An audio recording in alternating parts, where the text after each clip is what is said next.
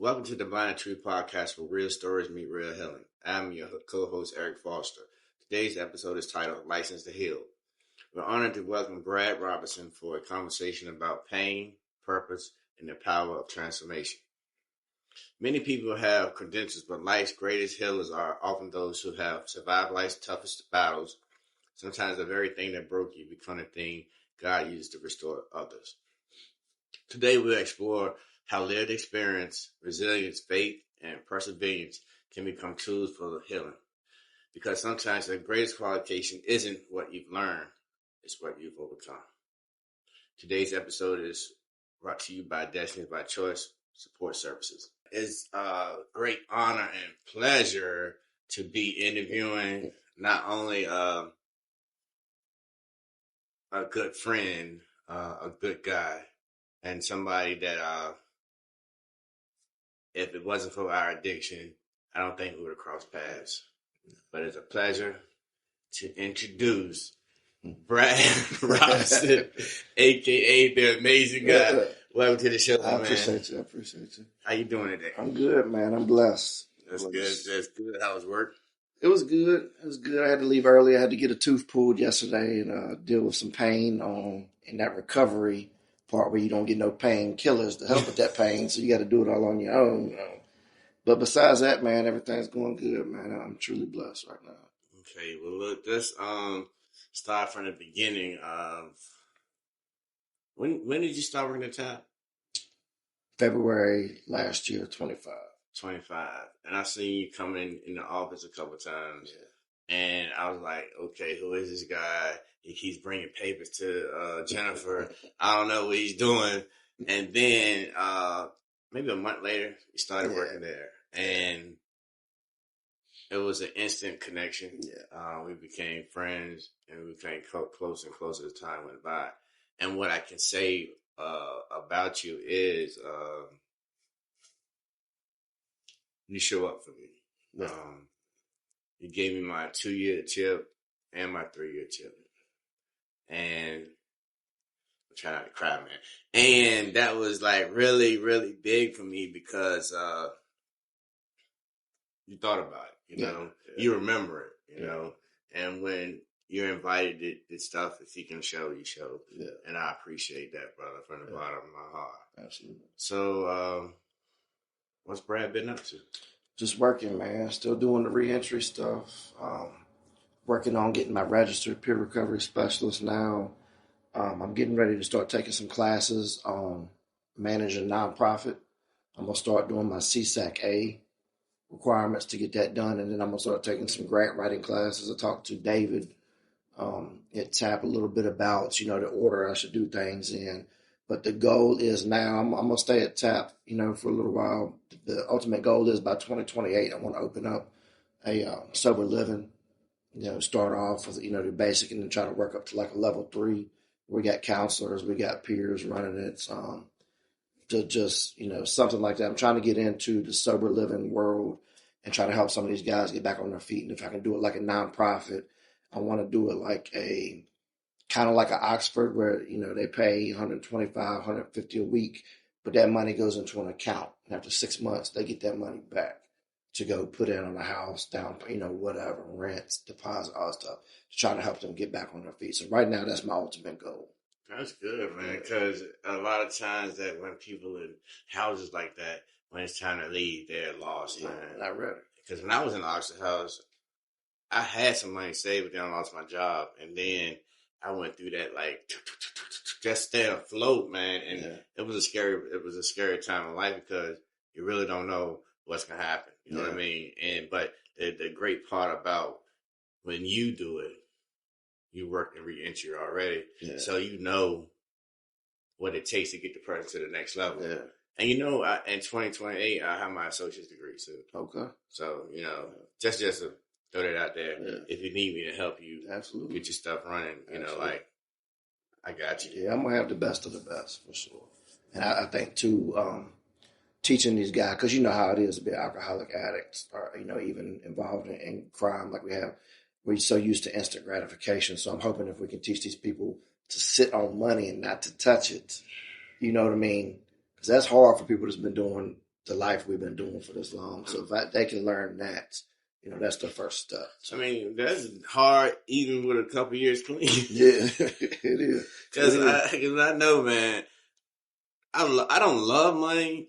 I like to have money, but I'll spend it just to the last dime, man. Be like, you know what? Don't worry about it. I can get some more of that, you know. And that comes from me living the life I live. Like when I was out there, I'll go boost something, spend all that money, go back boost again, because I knew as long as I can get in the store and get out of the store, I'm gonna get some money because there's always somebody willing to buy the merchandise. You know what I mean? But that's good. That's good, man. I hope it don't be a lot of resistance when it comes to you to put that plan in action. Yeah. I hope it goes smooth for you. Yeah. I'm trying to put the plan together now. And it should go because you know too many people. We know too many people. You know, my co-host, she just graduated her associates. Her mom just got her billing coding. So I mean, it's like people. My sister is a psychiatrist. You know, like. We got too many connections not to be successful, you know. And the people at TAP, you know, Jennifer. She's about to get her LCSW. Miss Gwen, Nicole. Yeah. I mean, these people who will help you and want to help you do better. It's not like they don't want to see you do better. You know, even after I left TAP, they still show me love, man. Open arms. You know, it is a beautiful thing when you meet people that are genuinely looking out for your best interest. You know what I mean? So that's good. And tell us about the book. I've got two children's books. The first one is called Benny and Lila's Berry Long Journey. That's about two rabbits. You know, it's about addiction. One of the rabbits gets addicted to a berry bush because of the way it makes him feel. He ends up passing away, and then Lila carries on, and she becomes the trail guide bunny, which is basically a peer recovery specialist of the forest. The second book, that one's about dealing with addiction and overdose and grief. And then the second book is about, it's Ali and Lila. It's about dealing with childhood trauma and bullying, because working in recovery and being in recovery myself, a lot of addiction comes from childhood trauma, stuff that we can't let go. You know what I mean? So I'm trying to reach these kids to the point where they know that there's resources out there, where they don't take bullying so personal. Like you used to say, hurt people. Try to make them understand that it's not personal. It's probably the person who's hurting you is being hurt themselves, and that's how they know how to deal with it. So just, like, bring them to terms and understand the permanent choices, you know, like death by suicide. You know what I'm saying? That's to make them understand how that really affects everybody, not just them. You know what I'm saying? Because I'm starting to see it more and more with kids that age that don't understand the consequences, especially with social media and stuff going on. You know, kids are jumping on bandwagons and not really thinking for themselves and not understanding the resources they have at their hands. They just need to know where to find them. You know what I'm saying? You know, I didn't realize until like a couple of years ago of how much trauma I had experienced, you know, because when you think of, like, I know when I did, I thought of trauma like being like beat up, you know, verbally abused and all that. But my trauma was environmental trauma, like just being around certain things that shaped me to who I am. And just like being 15 and 16 and being with older women that was grown, you know, I didn't realize that was trauma all in itself until I started being an adult and trying to have relationships. And I've always had terrible relationships, you know. And the only women that I used to respect was my mom and my sister, you know. Yeah. And I had to unlearn some bad behaviors, you know. Yeah. And it's getting better because there's no excuse when you got the knowledge out there. You have the people out there that can help you get better. You know, I started going to therapy 3 years ago. And I addressed a lot of my issues. Yeah. But I still got a lot more to do, you know what I mean? So it's just an ongoing process. Yeah. But I was, because when you gave me the I'm just jumping off it, but back to the book. When you gave me the book, I was impressed. One, I was shocked too, because I was like, "Did you write that book?" I remember I told Ashley that. I was like, "Man, you ain't write it yet. I wrote it." But like, what gave you the inspiration to want to just step outside the box and paint another picture? Because I'm thinking about me when I started. I'm trying to reach kids that are 10 or 12 years old that are getting ready to get to that crossroads in life where they're going to decide who they're going to hang out with, the choices they're going to make, even the music they're going to listen to. I started using and drinking when I was 12 years old. And I've found in recovery, working in it and being in it, that when somebody picks up addiction later in life in their 20s, 30s, or 40s, that's just something they pick up. When you pick it up when you're 12, 13 years old, that's who you are. Because that's when you're being molded. That's when you're developing your personality. That's when you're developing everything about yourself. And it's a lot harder later in life to change who you are than what you do. So that's why I'm trying to reach the kids now, because, like I say, with social media and everything going on now, there's a lot more wild stuff going on when we was kids. Yeah. A lot more dangerous stuff. You know what I'm saying? So that's what gave me the idea of teaching kids, talking about trauma. I found out that my father was sick and he only had a few years when I was 12, and that's how I dealt with it. You know what I mean? And, he passed away when I was 15. And when I told my father goodbye, I was drunk and I was high. And I never dealt with that trauma until I finally got clean 2 years ago. 2 years ago, actually almost to the day, coming up Father's Day, is the first time I visited his grave in 32 years. Wow. Because I was ashamed. And I didn't realize until I went and finally had that conversation with him how much it really affected me. You know what I'm saying? So if we can reach kids early now, it's just all the better, man. Just giving them tools now before they go down that road. Because Roanoke, especially, is way different than when I was a kid. You had kids getting into fights and doing something. You got kids that are in gangs now that are shooting each other regularly, doing drugs. Overdose rate is out of control. I mean, something's just got to be done. So that's why I was like, I got to do something that they can relate to. You know what I'm saying? And try to understand. And I feel like if I would have read a book like that when I was that age, maybe I wouldn't have gone as far off the path as I did. You know what I'm saying? Okay. I'm realizing that, like, we're more alike than different, for real. Because I started using when I was 13 with weed and alcohol. That went from weed, alcohol to cocaine. Then it went from weed, alcohol, cocaine, LSD. Then it went from weed, cocaine, LSD to heroin, and you're right. That does shape you. Yeah. Yeah. And then later in life, when you do get clean, you're like, who the hell am I? Right. I don't even know who I am. You know what I'm saying? And it's hard. It's great when you get to that point and you discover who you are. But then it's like, I went through 32 years of not knowing who I am. You know what I mean?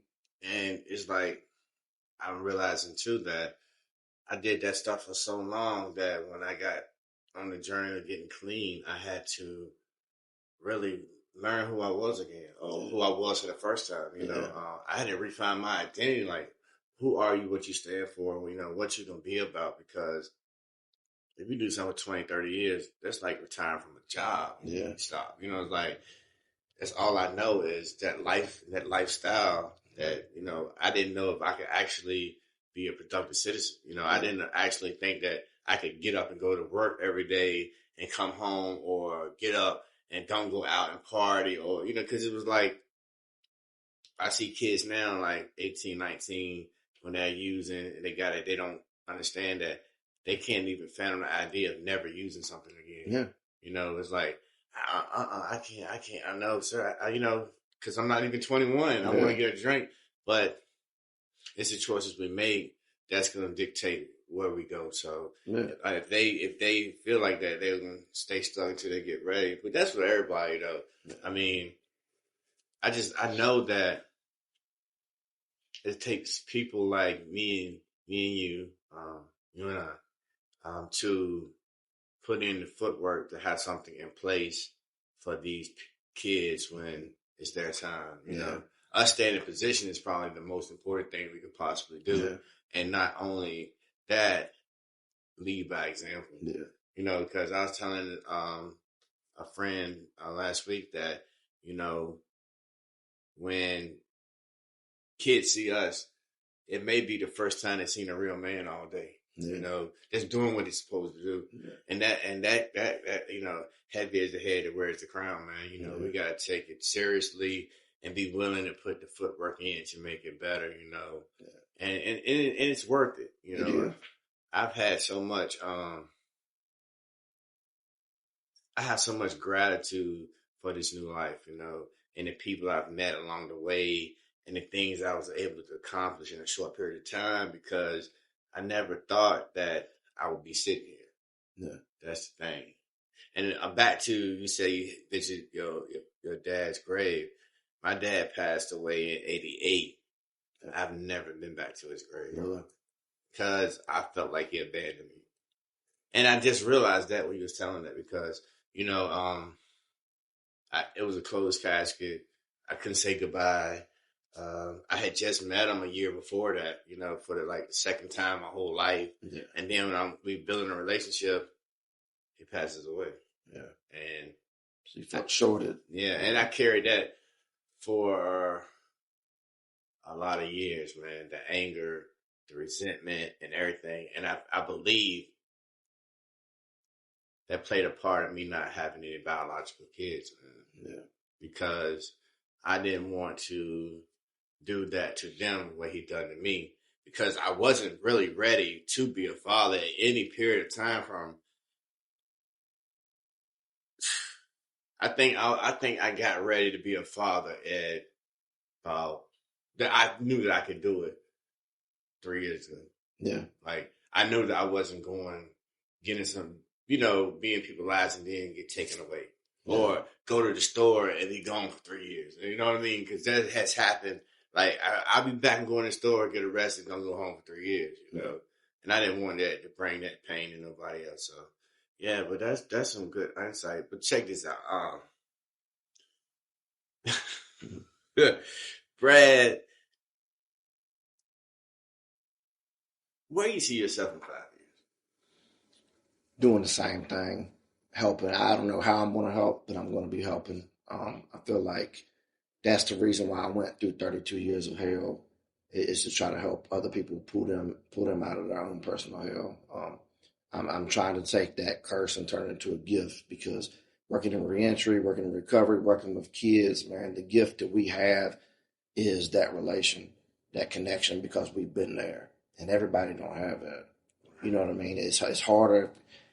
I don't care who you are. You know, talking to a counselor is great. You know, I talked to him at Mount Regis, stuff like that. I talked to him, you know, other places. I had a psychiatrist for a while, and they could tell me all the book stuff, but they didn't know what it's like. You don't know what it's like 6 o'clock in the morning when the sun's coming up and you're still geeked up from the night before. All your money's gone. You feel like, you know what, because everybody else going to jail and you just getting ready to try to go to bed. So when you have somebody that's felt that type of depression and that type of disappointment in themselves, it's different. And I think the other gift is, you know, I talk to people, to other, like I have recovery coaches and stuff in Mount Regis, man. I can ask them, I know you've been through this. What did you do and how did that work out for you? You know what I'm saying? And that's the gift of lived experience. And I think that's much more important than any type of books. You know what I mean? Do you think that the recovery community could be more together? I do. But it's just like any other type. Everybody's got different opinions because there's different paths to recovery. I know people that's just strictly AA, people that's strictly NA. And they got and that's how I started out. I did the steps. I'm so glad I did the steps, because I got a lot of resentments. I started taking accountability. And for me, taking accountability is freedom, because I'm taking back power out of people's hands. It wasn't their fault I did it. It was my fault. So now I just took my power back. And I'm glad I did those steps. I'm leaning more towards like smart recovery and stuff now as a tool, because I like that in smart recovery, you do recover. You're not going to be alcoholic for the rest of your life. You're not going to be a drug addict for the rest of your life. And I know a lot of people like in AA and NA, stuff like that are die hard. I'm like, that's great and it works to a point, but you got to have, recovery capital. You got to have different things you can pull off of to be successful in recovery. I know people that say, if I have one drink, I'm going to go off the rails and my life's going to be in shambles. I'm going to lose. Well, if that's what you tell yourself all the time, that's exactly what's going to happen. But if you can retrain your mind to think that if something happens and I slip, I'm going to get it back together. I'm not going back down that road. You know what I mean? But within a day, I'm going to get my life back together. And that's why I like the smart recovery. A lot of people, especially in AA, think that if you go to smart recovery, you got to let go. No, you can do both. You can still I still got a higher power. I still believe in God. You know what I mean? But I still use the tools in smart recovery because, AA was invented back in the 30s. You mean to tell me Bill Wilson wouldn't have changed something by now? You know what I mean? Yeah. There's a lot of stuff that's changed. And a lot of people stay stuck in that time. And I think that they could, kind of evolve into other. I think it would be more together. I think if we would get rid of this whole anonymous, and talk about the problems and get rid of that stigma, you know what I mean? Because people are embarrassed. Alcoholics Anonymous, even though they tell you, say your name, hi, I'm Brad, I'm alcoholic, so it's really not anonymous. But, if people talk about it and get rid of that stigma, people are going to be quicker to go get help. You know what I mean? It's like, there's a documentary called Anonymous People. They talk about, the AIDS movement back in the 80s and 90s. They were out loud and proud and spoke about it. And look how far they've come. Mm-hmm. If you get it, you don't have a couple years. People talked about it. They developed medications for it. They developed, treatments for it. And now you can have that disease and live your whole life with it. Yeah. And so I think that we talk more about it and get it more out there and get rid of that stigma. It's nothing to be embarrassed about, man. Right. The embarrassment is if you stay and you keep that secret. Because, they say you're sick as your secrets. So as long as you're too scared to tell people I'm alcoholic, I tell people all day, I used to be alcoholic, man. I threw the better part of my life away, but now I'm picking it back up. Yes. And I'm proud of that. 2 points. Freedom is they are in the steps. That's what they tell us. And another point about the addict or the alcoholic changing over the years. Today's addicts and alcoholic is nothing like those in the 70s, 80s, and 90s because we had so much stuff to worry about. Like when I started using, I didn't never think about ODing. Yeah. But now I think about that before I would go use. Like I know it's going down the wrong road because it is hard to measure now. Yeah. Like going to jail, you'll get out. Or I did. And I know a lot of people probably also. The day you get out, you used. Yeah. Because you're still in the madness. Today, if you used to do that, you probably die. Yeah. And a lot of people has been taken away from us this year, last year, just because of that. Working in TAP and seeing somebody on Friday and then hearing that they passed away on Monday. Yeah. That happened to us. Yeah. We was together when that happened, and we both knew the guy, and it's just hard because you want everybody to get it, but the reality is a lot of people will still die because it's just designed that way. Yeah. Well, people don't realize, and that's one thing I did learn in treatment, that even though you stop with your addiction right here, if you pick it up years later, you're not going to start back where you left off. You're going to start like you never stopped because your addiction never stops progressing. Mm-hmm. So if I started back today, I'm going to start back like I had been progressing all these years. And that's how people end up dying. They used to be saying, like, when we was in treatment, say, yeah, your addiction in the parking lot doing push-ups right now. Yeah. I was like, I never thought about it till later. Like, it is, man, because it's always progressive. It's, no matter what. Like right now, it's still growing, but we have found a way to calm that beast. Yeah. You know what I mean? And one bad decision can reopen that Pandora's box, and that's what I'm very mindful of. A lot of things that I do because of I know that I don't want to make a mistake that can cost me not just everything, but my life. Yeah. You know, I never thought it was going to be 25. I get past 25, so I didn't appreciate life, didn't care nothing about it. But as I got older, I have now become really fascinated with living.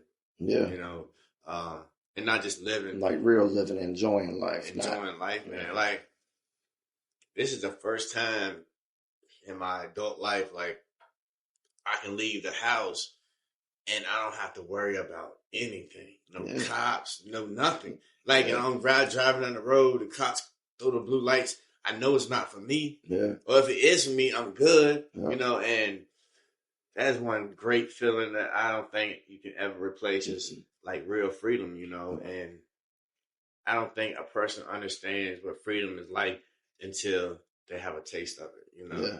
And by me having clean time in the past, I knew the life was better. I just didn't know how good it could be. Yeah. You know, and I think that's a blessing, man. A lot of people don't get that. A lot of people don't have to. Like I tell people all the time, I'm all about mindset and changing your mindset, your perceptions of life. And people don't realize who've never struggled with addiction how good really life is.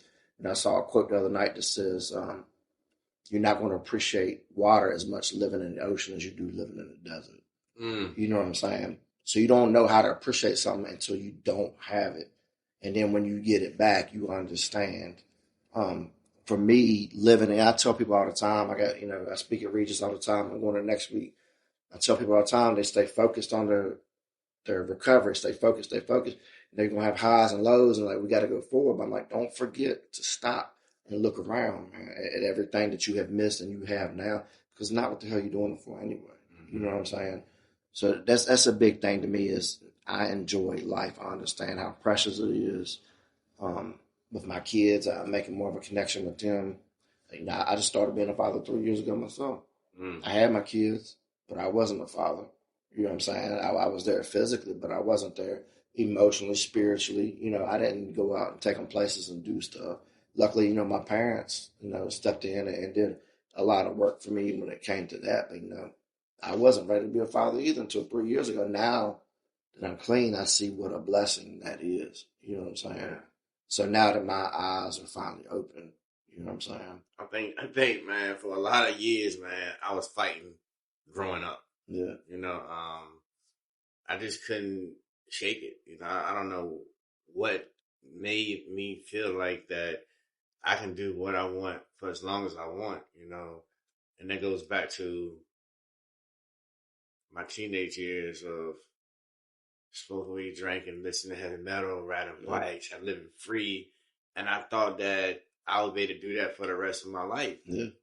And, you know, working a job on a roof and during the day, party at nighttime, your boss ain't picking you up. He don't care if you got a beer in your hand. You know, that's just the madness of it. Until I seen my sister bust her tail, man. You know, she going to see a nurse. And my brother-in-law. My brother-in-law was working at Hardee's at the time. You know, like, and they just stacked it up, kept going. And you can actually see when people's lives start to change, man. And they don't drink and they don't smoke, they don't gamble. Yeah. They don't do the stuff that I was attracted to. And I seen where their life has you know what I mean? And that's the life I want. And I know, like, hanging with people like you that knows our story. Yeah. We still can accomplish that because I believe you will hold me accountable. Yeah. You know, and the accountability part is the biggest part for me, man. Even though we're not perfect people and we're gonna make mistakes, it's just in that present time when you make that mistakes, even if it hurts, take accountability for it. I mean, no matter what you lose in the end, I think people respect the accountability piece more than anything. Yeah. You know, because, I mean, I can work with that. You know what I'm saying? That's a big thing on me. You know, when I knew that I had to go make amends with people and stuff like that, I didn't think they was ever going to forgive me. And what surprised me more than anything is they forgave me years ago. I was the only one not forgiving myself for it. You know what I'm saying? I'm the one that held on to it they let go a long time ago, and they appreciate it, and they still love me. You know what I'm saying? Mm-hmm. So that's, you gotta. That's my 3 steps of accountability. Own it, fix it, and then F it. Mm. And even if you can't fix it, F it anyway, because you can't hold on to it, man. No matter how much you hope, wish, and pray, you can't change the past. It's not gonna happen. You don't realize how many people are rooting for you. Yeah. You know what I mean? Until you tell them what you've done, Yeah. or they see what you're doing, and they want to say congratulations, keep going. We just gotta be open to be able to talk to these people, man. Like, I like social media, and I don't like social media. Yeah. It's like a gift and a curse. It is. But some days that when I'm not feeling like myself, and I put some on Facebook and get, people telling me, we're proud of you, you're doing great, keep going. And they call me Kesey because that's my nickname. That's from Franklin. And my people from Franklin, man, they seen me when it all started. Like, I was a good kid going bad, and they hit me up a lot telling me that I'm doing a good job. Yeah. Keep going. I'm proud of you. And my people from Richmond do, because they seen it too. You know what I mean? Yeah. And it's just like, you never know who's watching. Yeah. And you never know who needs help. Yeah. And you don't know who needs healing, man. Because, That's, I never had Facebook until I got out of treatment. I was probably one of the last people on earth to get Facebook. But that's the reason why I put it on there, because I wanted to show my recovery. I wanted to let people know that I was doing good, that I ain't seen in 20 years. But also, the more followers I have, the more people I got to let down. You know what I mean? And I've also got people to reach out to me on Messenger. You know what I'm saying? And say, hey, I got a friend that needs to get into treatment. Can you help? I say in the past few years, I've probably got at least 10 to 15 people in the treatment that needed it. You know what I'm saying? So people reach out, they see what you're doing, and they're like, how can I do that? I got people reaching out to me, how can I be a PRS and all this stuff. So it can be good. I like what I put on social media and people that I like on social media, but you just got to get away from all of the rage baiting and all that other shenanigans. That's the thing about social media. If you don't look at it, you're uninformed. If you do look at it, you're misinformed. So you got to be careful. Yes, sir. You got to know. You got to educate yourself before you just listen to this next guy. This is no. You got to know how to educate yourself when it comes to stuff like that. So to make you miserable. Okay, so you in the works for writing another children's book? Yeah. The next one is going to be about Lila carries on. She's still the bunny. I've got one of my new characters. Her name is Asher. She's going to be a badger. She's got autism. And I got this character. I designed her to look just like this little girl. I did the Hoot and Holler, the Rise Up at the Grand Theater a few weeks ago. And there was a little girl. She was another storyteller. And that was her story. And I got permission from her and her mom. So the next one is going to be about a hedgehog who's very anxious and depressed and got all these like social anxieties and stuff going on, and try to help kids how to understand, one, how to deal with that. Kids with autism, how to, fit in, kids that deal with sensory issues and stuff like that, how to be more sensitive, and, how to deal with triggers. So that's the next one I'm getting ready to start on after that. So yeah, I've already got that in the works and got some characters. I want to thank you for the inspiration, because when you told me about the book and gave me the book and I read it, I started writing a curriculum for rehab programs that I can tell them, how can I put it without putting too much information out there? Explain to them what an addict is from the inside out. Yeah. And why we do the things we do. Like, what blows your mind won't blow his mind, because he done seen it all. Yeah. And it is for the addict and the people who work in the treatment centers that's not addicts. Yeah. Because I think that's the disconnect when it comes to treatment. When you got a person, like you said, sitting in a position that they don't have that lived experience. This right here will give them a little insight of, prime example. I say that I would never do this certain thing, whatever it is, but then I do it. Yeah. I didn't change. My circumstance changed.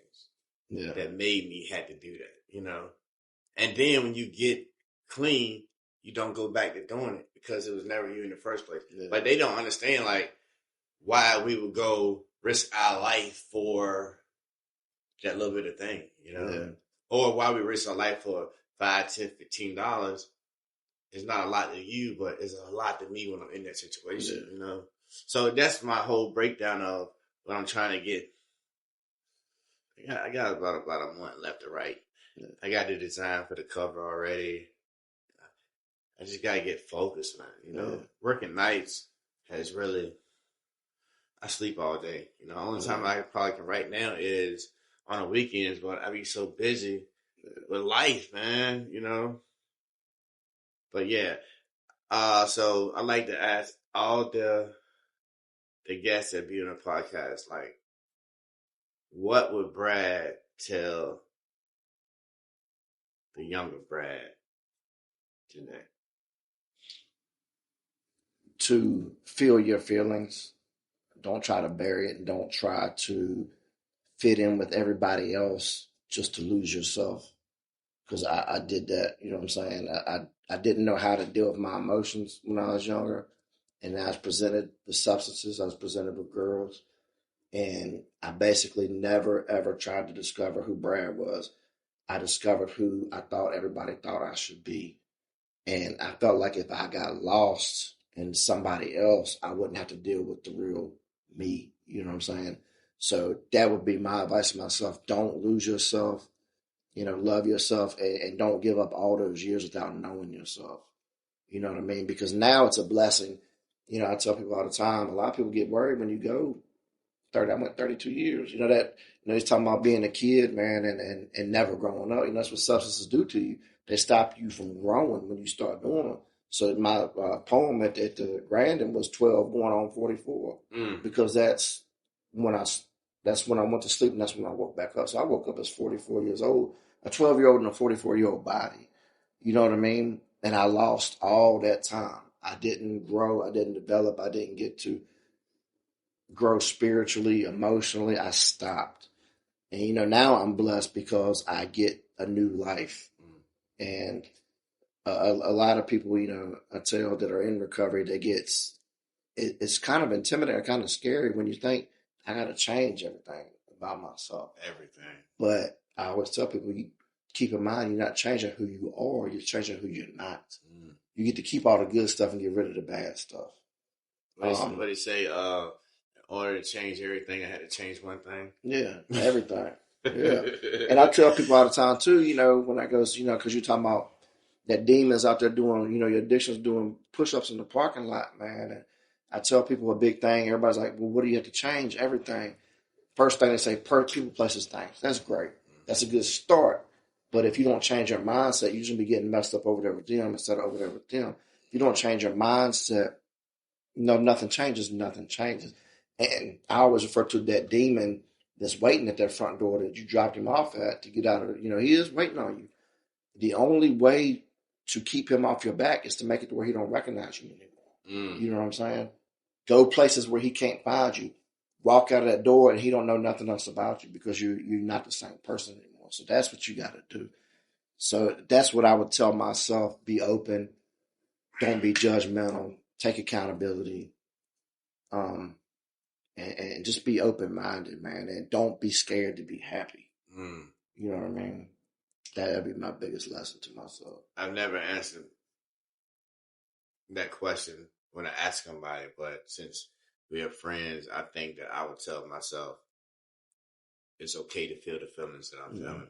Just go through them and learn from them, because I felt a lot of stuff and I used to beat myself up instead of trying to figure them out. And I put on Facebook today, is a fact we feel, but I feel it's not fact. And I based my life on feelings I felt thinking was fact, and that kind of put me in a downward spiral. Yeah.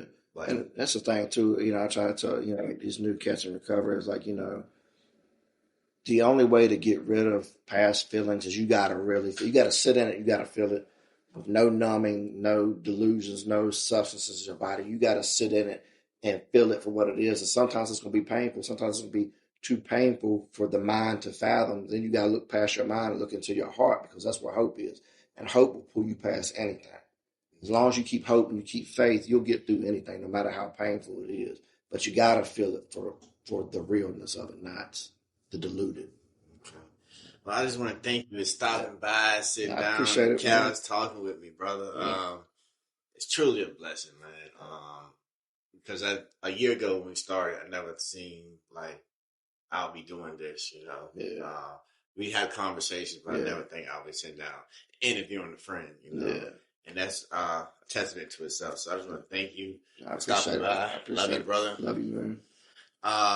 And yeah, thank you. Yeah, man. This is another episode of The Blind Truth, brought to you by this is by Choice Peer Support Services. Thank you for tuning in. When you see my man on Facebook, check out his books, help him out, support him, because we can start supporting them. And just thank y'all for tuning in. Until next time, y'all have a blessed day. Peace.